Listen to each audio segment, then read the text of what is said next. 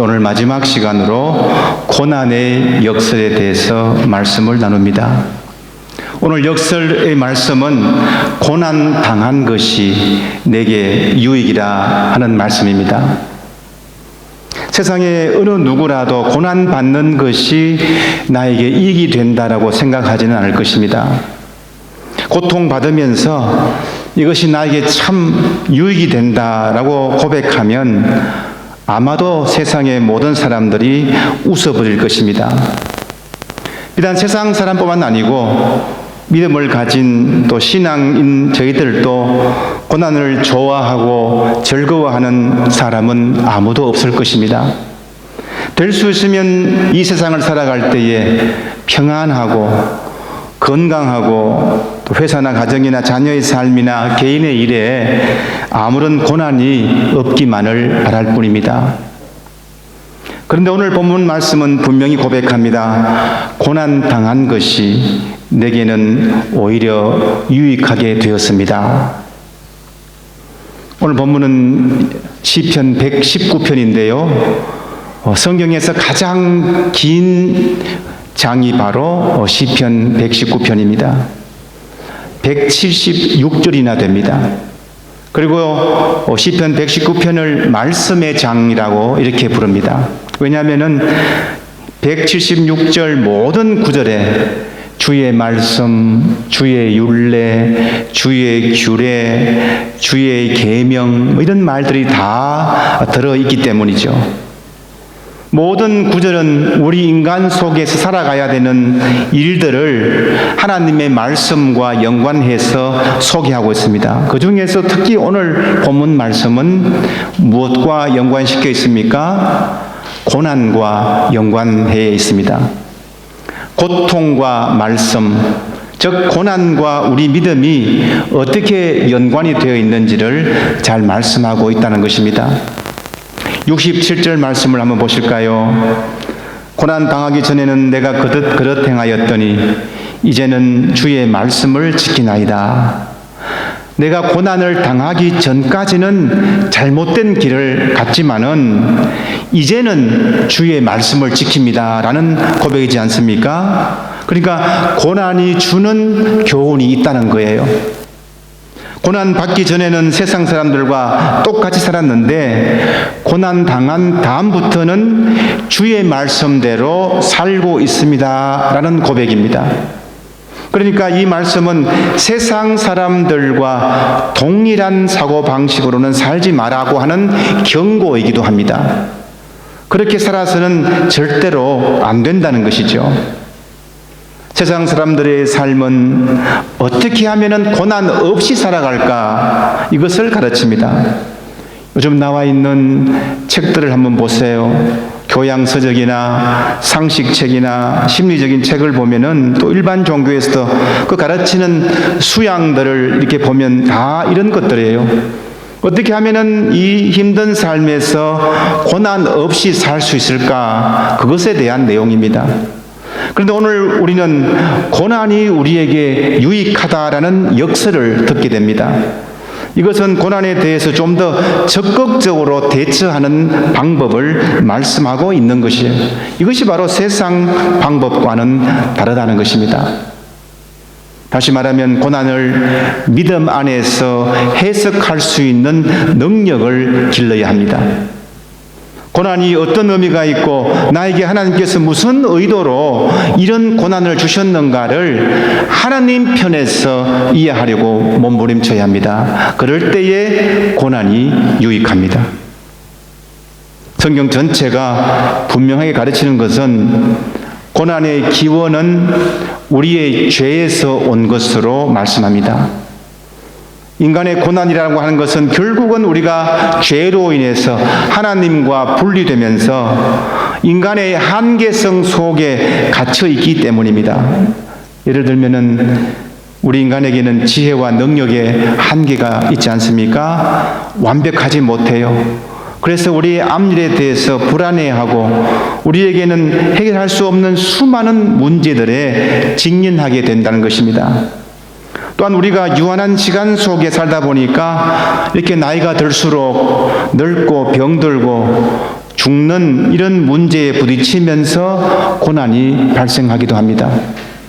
환경적인 문제로 능력이 제한된 부족한 우리 인간들끼리 이 세상에 살다 보니까 서로가 서로에게 상처를 주고받으면서 관계의 고통 가운데 살아갈 수밖에 없습니다. 오늘 본문 69절에서 말씀하지요. 교만한 자들이 거짓을 지어 나를 치려하였습니다. 죄의 본성을 가진 세상의 상황을 지금 잘 묘사하고 있습니다. 교만하고 악한 사람들이 우리를 유혹하고 있는 것입니다. 또 70절에서 뭐라고 합니까? 그들의 마음은 살쪄서 기름덩이 같습니다 라고 합니다. 그들의 마음이 살쪄서 기름덩이 같다고 하는 것은 그들의 감각이 무뎌지고 그리고 하나님을 생각하지 않고 하나님의 말씀과는 전혀 상관없이 살아가는 세상 사람들의 모습을 말씀하고 있습니다. 이들은 우리가 자꾸 과거의 삶으로, 과거의 삶의 방식으로 살아가도록, 인간 중심의 사고방식으로 살도록 유혹하고 있습니다. 잘 살고 평안한 것이 최고니까 하나님 없이 인간적으로 마음 편하게 잘 살아라고 유혹합니다. 하나님의 말씀대로 살지 못하도록 한다는 것입니다. 그렇지만 오늘 말씀은 우리에게 무엇이라고 권면하지요? 71절 말씀에서 고난당한 것이 내게 유익이라.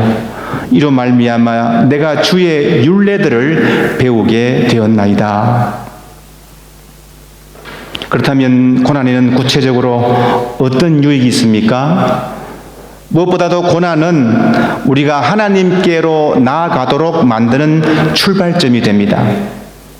고난의 근본은 죄로 인한 것이고 죄악의 본성을 가진 사람들 사이에 살기 때문에 고난을 통해서 오히려 그 죄를 싫어하시는 하나님을 생각하는 기회가 된다는 것입니다. 저나 여러분이나 사람은요, 고난 당하기 전까지는 자기가 최고인 줄 알아요. 자신의 능력과 경험과 재주를 의지하며 살아갑니다. 하지만 그러다가 자신이 해결할 수 없는 고난을 만나게 될 때에 비로소 하나님을 의지하기 시작하지요.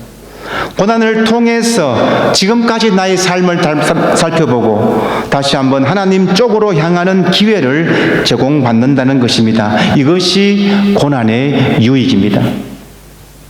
구약 성경 여호수아를 특별히 보시면은 하나님께서 이방 민족 가나안 족속을 다 진멸하지 않고 이스라엘 땅에 얼마를 남겨두었어요.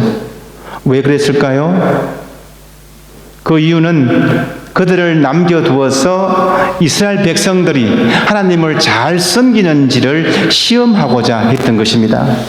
즉 일종의 가시를 두어서 이스라엘 백성들에게 경각심을 불어넣으려고 했던 것입니다. 경각심. 지난주에서 또 경각심. 지금 상철이 난리 났습니다.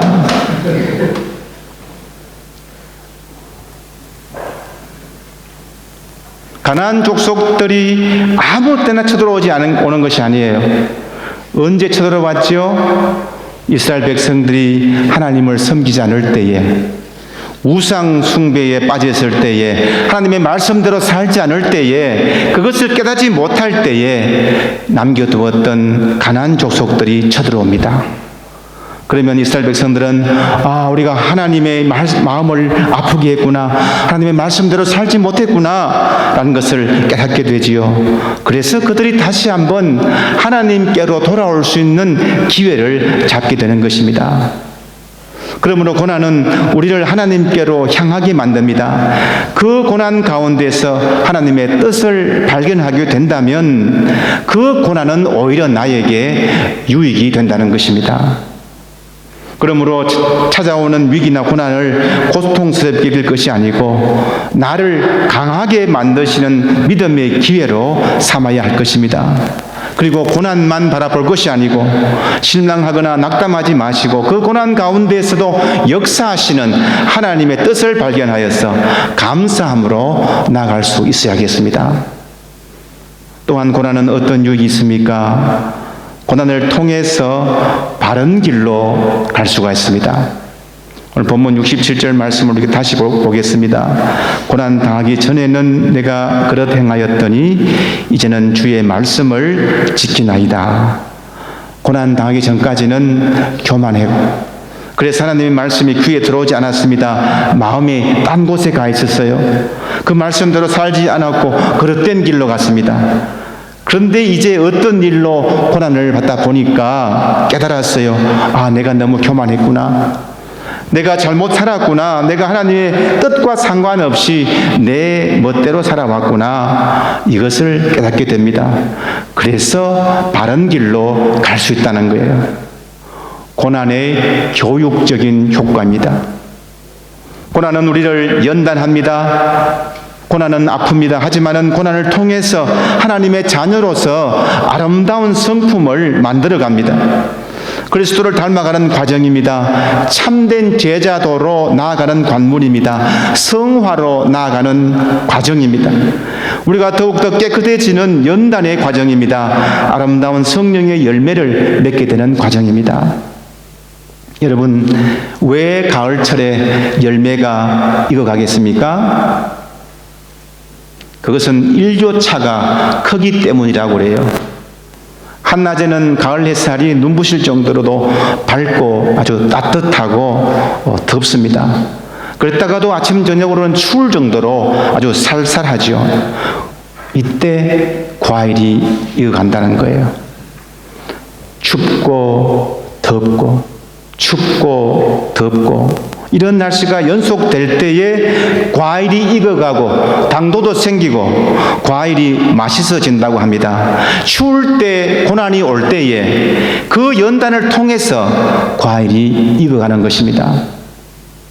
우리에게 닥친 고난을 이해할 수 없을 때가 참 많이 있습니다. 내가 신앙생활 이렇게 열심히 하는데 왜 나에게, 내 가정에, 우리 자녀에게 이런 고난을 받아야 하는가? 왜라는 질문을 많이 하곤 합니다. 하지만 그럴수록 우리가 죄악의 본성을 가진 삶의 환경에 살기 때문에 고난받을 수밖에 없다는 생각을 하셔야 합니다. 뿐만 아니라 하나님께서 이 고난을 통해서 이루시고자 하는 선한 뜻이 있다는 적극적인 생각을 해야 합니다. 이 고난을 통해서 나를 연단하고 욥과 같이 정금과 같은 믿음의 사람으로 다시 태어나게 하실 것을 분명히 믿으시기 바랍니다. 끝까지 하나님의 말씀을 붙잡고 구원의 소망을 더욱 굳건히 하면 고난을 통해서 하나님의 형상이 회복될 줄로 믿으시기 바랍니다. 그래서 마지막으로 고난은 변장된 축복이라고 말할 수 있습니다. 고난은 변장된 혹은 위장된 축복이다. 고난 당하는 가운데 우리가 끝까지 하나님을 신뢰하고 기다리면 우리의 고난이 변해서 축복이 됩니다. 우리의 슬픔이 변하여 기쁨이 됩니다. 우리의 눈물이 변하여 웃음이 됩니다. 고난은 축복이 잠시 동안 변장된 모습으로 우리에게 찾아온다는 것입니다. 우리가 두려워해야 될 것은 고난 그 자체가 아니고 고난 중에서도 함께 하시는 하나님을 잊어버리는 영적인 무지입니다. 믿음이라고 하는 것은 우리의 믿음의 대상을 아는 것이죠. 우리가 믿는 하나님은 어떤 분입니까? 하나님은 우리의 아버지이십니다. 좀 더 친근하게 표현하면 우리의 아버지이십니다. 주님도 겟세마네 동산에서 고통 중에서 하나님 아버지께 기도할 때에 아버지라고 기도했습니다. 아빠라고 하는 호칭 앞에서 아이는 아빠에 대해서 모든 권리를 가집니다. 반면에 아빠라는 호칭 앞에서 아빠는 아이에 대하여 모든 책임을 지십니다. 하나님은 우리의 아빠이십니다. 자녀된 우리를 위하여 모든 책임과 의무를 다하시는 사랑의 아빠이십니다. 그 하나님께서 언제나 나와 함께 동행하고 계십니다. 이사야서 43장 말씀인데요. 오늘 또 경비와 찬양에서 참 어떻게 설교 말씀하고 딱 맞게 찬양했는지 몰라요.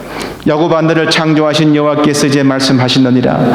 이스라엘아 너를 조성하신 자가 이제 말씀하시느니라. 너는 두려워 말라. 내가 너를 구속하였고 내가 너를 지명하여 불렀나니 너는 무엇입니까? 내 것이라. 이것은 책임을 말씀합니다. 하나님의 무한하신 책임을 선포한 것입니다. 그 책임의 영역에 대해서 계속해서 말씀해 줍니다. 너가 물 가운데로 지날 때에 내가 함께 할 것이다. 강을 건널 때에도 물이 너를 침몰치 못할 것이며 내가 불 가운데 행할 때에 타지도 않을 것이요 불꽃이 너를 사르지도 못하려니 대저 나는 여호와 내 하나님이요 이스라엘의 거룩한 자요 내 구원자임이라. 아멘.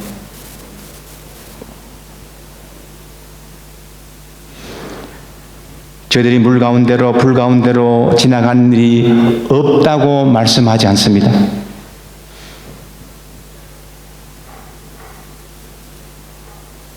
무슨 말인가 하면 우리 믿음의 사람들도 다 불 가운데로 분명히 강 건널 때도 있습니다. 불 가운데로 지나야 할 때가 있다는 것입니다. 그런데 그럴 때에도 어떻게 한다고요? 그때에도 하나님께서 함께 하실 것이라고 약속해 주셨습니다. 그래서 강이 우리를 침몰하지 못할 것이고 불꽃이 우리를 사르지도 못하리라고 말씀하시는 겁니다. 언젠가 미국의 옐로우스톤 국립공원의 숲에서 아주 큰 불이 났던 적이 있습니다. 과학자들이 이 산불이 어떻게 났느냐 그리고 얼만큼의 손실을 입었느냐라고 조사하기 위해서 산에 올라갔습니다. 그런데 조사 중에 나무 밑에 화석처럼 딱딱하게 불에 타버린 새 한 마리를 발견하게 되었고 그것을 무심코 막대기로 이렇게 치웠습니다. 그런데요, 그 새를 치우니까 그 밑에서 작은 새끼 3마리가 죽은 엄마 새의 날개를 제치고 걸어 나왔다는 것입니다. 산불이 일어나자 위기를 직감한 어미새가 급히 자기 새끼들을 나무 둥지 밑에 데리고 갔고 자기 날개를 덮어서 새끼들을 보호했던 것입니다.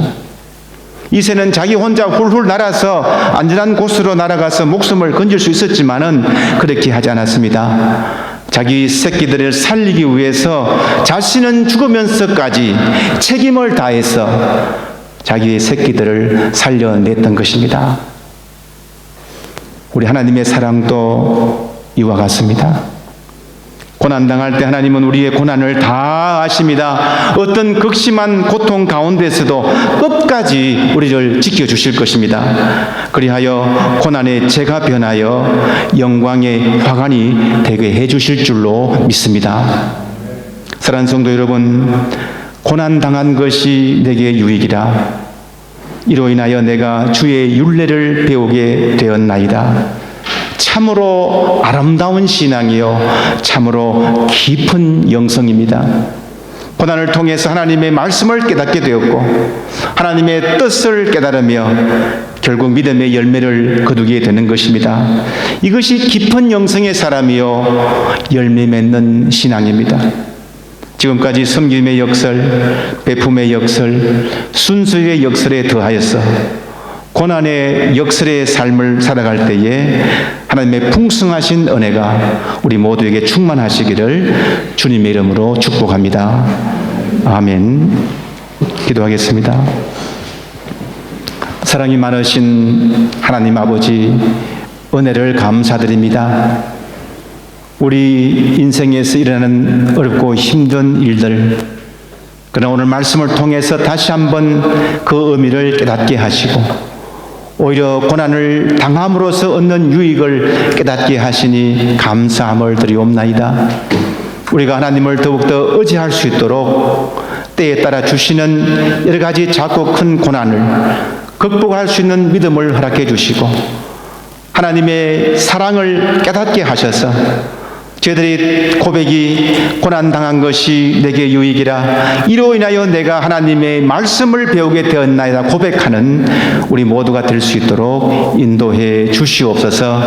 예수님의 이름으로 기도드리옵나이다. 아멘.